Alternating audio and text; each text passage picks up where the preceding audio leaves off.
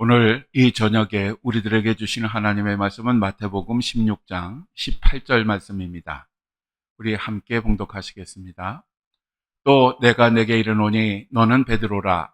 내가 이 반석 위에 내 교회를 세우리니 음부의 권세가 이기지 못하리라. 아멘.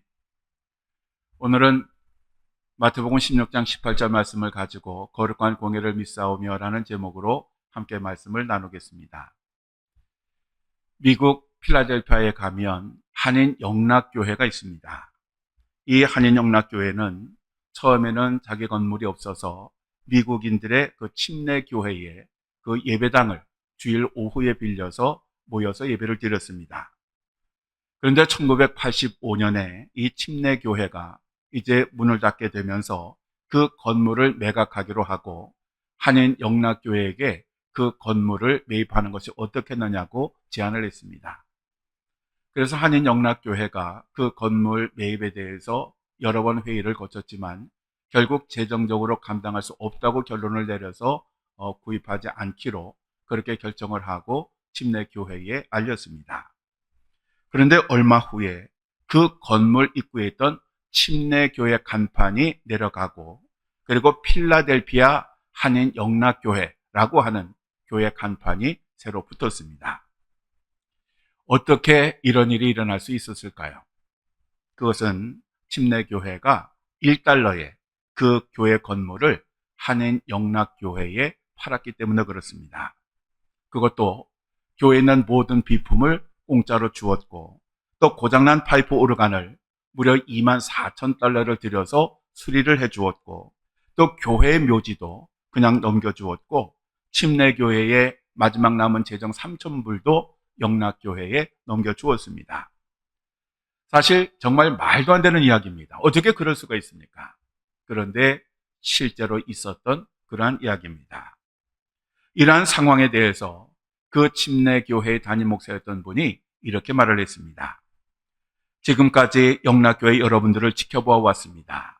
교회에 올 때 여러분들의 얼굴은 주님의 은혜를 간절히 사모하고 갈망하는 모습이었고 집으로 돌아갈 때에는 기쁨과 확신에 찬 발걸음이었습니다. 그리고 우리 교회 청소를 맡은 관리인이 무뚝뚝한 언행으로 여러분들의 예배당이나 편의시설을 사용한 뒤에 역한 냄새가 난다거나 뒷정리를 제대로 하지 않았다고 혹독하게 비판하였음에도 불구하고 누구 한 사람 대꾸하지 않고 순수히 받아들이고 포용하는 그 자세가 마치 예수님을 보는 것 같았습니다. 이 침례교회가 그 모든 것을 그냥 넘겨주었던 이유가 바로 이것이었습니다.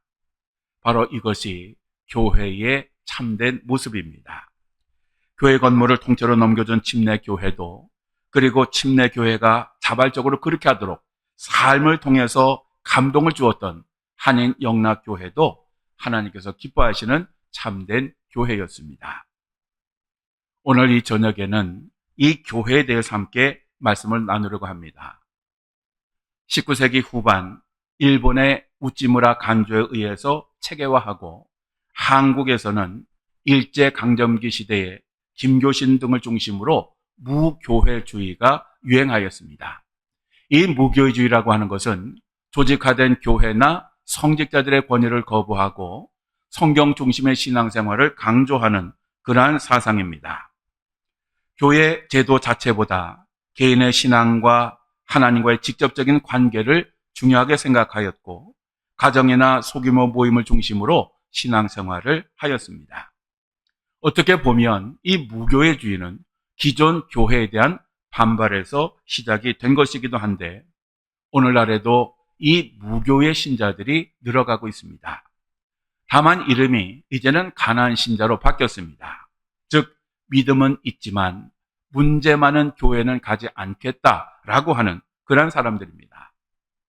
그런데 우리들은 이 교회라고 하는 것이 예수님께서 직접 세우셨고 왜 예수님께서 이 교회를 직접 세우셨는지 그 의미를 깊이 되새겨야 합니다. 한 번은 예수님이 빌립보 가이사랴에 제자들을 데리고 방문을 하셨습니다. 그리고 그곳에서 제자들에게 너희는 나를 누구라 하느냐라고 물으셨습니다. 그러자 시몬 베드로가 주는 그리스도시요 살아계신 하나님의 아들이시니이다 라고 대답하였습니다. 예수님은 이것을 정말 기뻐하셨고, 그래서 이 베드로의 신앙 고백 위에 내 교회를 세우시겠다, 즉 내 교회, 예수님의 교회를 세우시겠다라고 그렇게 말씀을 하셨습니다. 우리 예수님은 즉흥적인 분이 아니십니다. 공생의 3년 동안 모든 사역을 계획하셨고, 그 계획에 따라서 차례차례 순서대로 진행을 하셨습니다. 교회를 세우신 것도 마찬가지입니다. 그냥 베드로의 신앙 그 고백에 감동이 되어서 즉시 결정한 것이 아니라 미리 계획을 하셨습니다. 그래서 예수님께서 세상의 사역을 마치시고 승천하신 후에 그 인류 구원의 사역을 교회가 감당하도록 그 교회를 세우신 것입니다. 이 교회는 크게 세 종류가 있습니다. 첫 번째 교회는 세상 속에 있는 교회입니다. 고린도서 3장 16절에 너희는 너희가 하나님의 성전인 것과 하나님의 성령이 너희 안에 계시는 것을 알지 못하느냐라고 말씀하고 있습니다. 즉 우리 자신이 하나님의 성전이라고 말씀을 하고 있습니다. 성령이 거주하시는 내 자신이 바로 세상 속에 있는 교회인 것입니다. 즉 성령이 계신 내 자신, 이 내 자신이 바로 교회라고 하는 그런 말씀입니다. 이 내 자신이 교회인 것을 가리켜서 흩어지는 교회라고 그렇게 부릅니다. 왜냐하면 우리 모두가 세상 속으로 흩어져서 각자의 자리에서 하나의 교회의 모습으로 살아가기 때문에 그렇습니다. 우리 모두는 세상으로 보냄을 받았습니다. 그래서 예수님은 마지막 명령에서 땅끝까지 가서 복음을 전하라고 하셨습니다. 예수님은 우리들에게 하늘과 땅의 모든 권세를 내게 주셨으니 그러므로 너희는 가서 모든 민족을 제자로 삼아 아버지와 아들과 성령의 이름으로 세례를 베풀고 내가 너에게 분부한 모든 것을 가르쳐 지키게 하라 라고 말씀하셨습니다. 그렇기 때문에 우리는 세상으로 가야 합니다. 우리가 속한 그 지역 사회에서 세상의 빛과 소금이 되어서 선한 영향력을 통해서 복음을 전해야 합니다. 내가 교회를 다니는 것이 아니라 내 자신이 먼저 교회가 되어야 합니다. 그런데 바로 이러한 교회에 심각한 문제가 생겼습니다. 세상의 빛과 소금이 되어야 할 사람들이 그 기능을 제대로 하지 못하고 오히려 세상 사람들에게 조롱을 당하고 욕을 먹고 심지어는 그 교인들 꼴 보기 싫어서 교회에 다니지 않겠다라고 하는 사람들도 늘어가고 있습니다. 왜 그렇게 되었을까요? 그것은 성도들이 예수님처럼 살지 않기 때문입니다. 빛이 빛을 밝히고 소금이 제 역할을 감당하려면 전제되는 것이 하나 있습니다. 그것은 자신의 희생입니다. 즉 빛은 자신을 태워서 빛을 밝혀야 하고 소금은 세상 속에 들어가서 자기 자신이 녹아져야 참맛을 낼 수가 있는 것입니다. 그런데 오늘날 그리스도인들은 이렇게 하려고 하지 않습니다. 예수님처럼 자신을 낮추고 섬기고 희생하는 것이 아니라 자기 자신을 드러내고 높이고 그리고 사람들에게 섬김을 받으려고 합니다. 세상을 위한 빛과 소금이 되라고 하셨는데 이제 오직 자기 자신만을 위한 빛과 소금이 되려고 합니다. 그러니 어떻게 그런 곳에 성령의 역사가 나타날 수 있겠습니까? 절대로 그럴 수가 없습니다. 우리는 세상으로 보냄을 받은 소명자로서의 모습을 회복을 해야 합니다. 내 자신이 교회라고 하는 사실을 인식하고 교회로서의 삶을 살아가야 하는 것입니다. 두 번째로 지역교회가 있습니다. 이 지역교회는 눈에 보인다고 해서 가견교회 또는 유형교회라고도 합니다. 우리가 통상 교회라고 하면 건물을 생각합니다. 그렇지만 원래 이 교회라고 하는 그 의미는 건물이나 조직이 아니라 예수 그리스도의 이름을 부르는 사람들의 모임, 바로 이것을 교회라고 하는 것입니다. 즉 예수님을 믿는 한 사람 한 사람이 모여서 이러한 사람들이 교회를 이루게 되는 것입니다. 고린도전서 1장 2절에 고린도에 있는 하나님의 교회 곧 그리스도 예수 안에서 거룩하여지고 성도라 부르심을 받은 자들과 또 각처에서 우리의 주 곧 그들과 우리의 주 되신 예수 그리스도의 이름을 부르는 모든 자들에게 라고 말씀하고 있습니다. 이 성경을 잘 보셔야 됩니다. 바로 지금 우리가 읽은 이 성경은 하나님의 교회가 무엇이냐라고 하는 것을 설명을 하고 있습니다. 즉 하나님의 교회라는 어떤 것이냐? 그리스도 예수 안에서 거룩하여지고 성도라 부르심을 받은 자들, 바로 이 사람들이 교회입니다. 또 각처에서 우리의 주, 곧 그들과 우리의 주 되신 예수 그리스도의 이름을 부르는 모든 자들, 바로 이러한 자들이 교회라고 하는 것입니다. 즉 이런 각 사람들이 모여서 지역 교회를 이루게 되는 것입니다. 그래서 각 지역, 각 그 교회가 모여서 이 지역 교회를 이룬다고 해서 모이는 교회라고 그렇게 부르기도 합니다. 이렇게 각 개인이 모여서 함께 예배드리고 함께 기도하고 함께 하나님의 말씀을 배우고 함께 제자 훈련을 받고 함께 세상으로 흩어져서 교회로서의 그러한 역할을 하게 되는 것입니다. 세 번째로 보편적인 교회가 있습니다. 이 보편적인 교회는 보이지 않는 교회 또는 무형교회, 불가견교회라고도 부릅니다. 이 불가견 교회는 시대나 국경이나 인종이나 남녀노소의 구별 없이 예수 그리스도의 이름을 부르는 모든 사람들의 모임, 즉 전 세계적인 모임을 가리키는 것입니다. 교회에서는 절대로 차별이 없어야 합니다.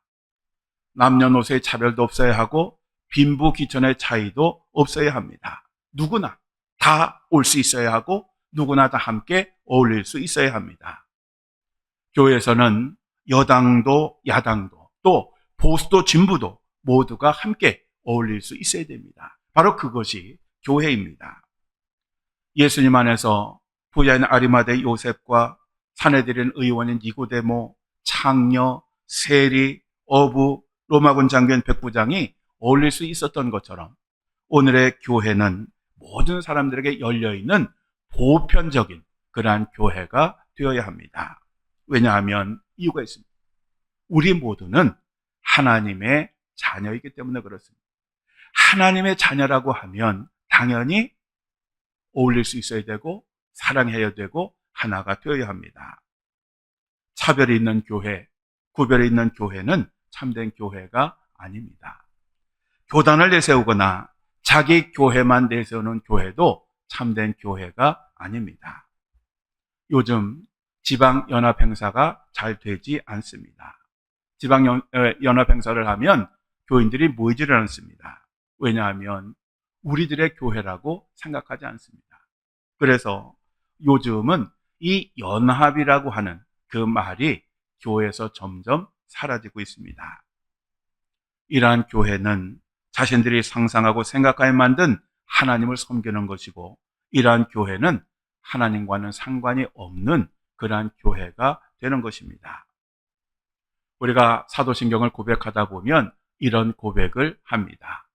거룩한 공회와, 즉 여기에는 내가 믿사오며라고 하는 말이 생략이 됐죠.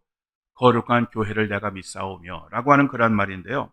이 거룩한 교회라고 하는 말은 카톨릭 교회, 즉 보편적인 교회라고 하는 것을 의미하는 것입니다. 우리가 일반적으로 카톨릭이라고 하면 로마 카톨릭 교회를 생각하지만 원래 이 카톨릭이라고 하는 단어는 헬라어 카톨리코스에서 나온 단어로서 보편적인, 폭이 넓은, 포용적인 이라고 하는 의미의 단어입니다. 이것은 초기 기독교 교회가 예수 그리스도를 따르는 전 세계적 공동체라고 하는 것을 표현하기 위해서 카톨릭 처치라고 그렇게 명명을 했던 것입니다. 그렇지만 일반적으로 우리가 카톨릭 하면 보편적이다라고 하는 뜻을 먼저 떠올리기보다는 로마 카톨릭 교회를 연상하기 때문에 사도신경에 있는 이 공회라고 하는 이 단어를 보편적인 교회라고 바꾸면 더 좋지 않을까라고 그렇게 생각을 합니다. 영어로 번역된 사도 성경에서는 이 거룩한 공회라고 하는 것을 The Holy Universal Church, 즉 거룩한 보편적인 교회라고 번역을 하고 있습니다. 또 하나의 이유가 우리가 보통 공회라고 하면 보편적인 그런 교회보다는 예수님과 로마 시대에 예루살렘과 각 지방에 있던 유대인들의 의회를 먼저 떠올리기가 쉽습니다. 그래서 이 거룩한 공회라고 하는 이 단어를 보편적인 교회라고 번역하는 것이 더 좋을 것이다. 일반 사람들이 그것을 고백할 때에 쉽게 보편적인 교회를 떠올릴 것이다 라고 그렇게 생각을 합니다. 우리는 세계의 모든 그리스도인들이 하나님의 자녀요, 형제 자매임을 고백하며 하나가 되어야 합니다. 사랑하는 성도 여러분, 오늘날 교회가 심각한 병이 들었습니다. 경건의 모양은 있지만 경건의 능력을 상실하였습니다. 왜냐하면 성령의 역사가 사라졌기 때문입니다. 그리고 오늘의 교회는 하나님의 교회가 아니라 인간의 교회가 되었고, 그럼으로써 교회의 본질을 잃어버렸고 인간들이 상상하고 만든 그러한 교회가 되었습니다. 그 결과 교회가 밖에 버리고 밟히고 있는 것입니다. 즉 세상 사람들에게 비난을 받고 조롱을 당하고 욕을 먹는 이 교회는 사실은 교회라고 하는 명칭은 있지만 교회가 아닙니다. 그렇지만 그래도 교회가 희망입니다. 왜냐하면 예수님이 이 교회를 친히 세우셨고 하나님은 이 교회를 통하여 구원의 역사를 이루어 가시기 때문입니다. 교회는 원래의 모습을 빨리 회복을 해야 합니다. 하나님이 주인이 되시고 성령이 역사하시는 교회, 또 교인들만을 위한 교회가 아니라 모든 사람들에게 열려있는 교회, 누구든지 들어올 수 있는 그러한 교회가 되어야 합니다. 우리는 사도신경을 고백할 때마다 내가 과연 내 자신은 온전한 교회인지, 그리고 우리 교회는, 그리고 이 세상의 모든 교회는 정말 보편적인 교회인지, 교회다운 교회인지, 인간의 교회가 아니라 하나님의 교회인지를 끊임없이 물어야 합니다. 그리고 그리스도 예수 안에서 한마음 한뜻을 품어 하나가 되어야 합니다. 바로 이것이 거룩한 공회를 내가 믿사오며 라고 하는 그러한 신앙 고백이 되는 것입니다. 우리 다 함께 찬송가 208장 찬양하시고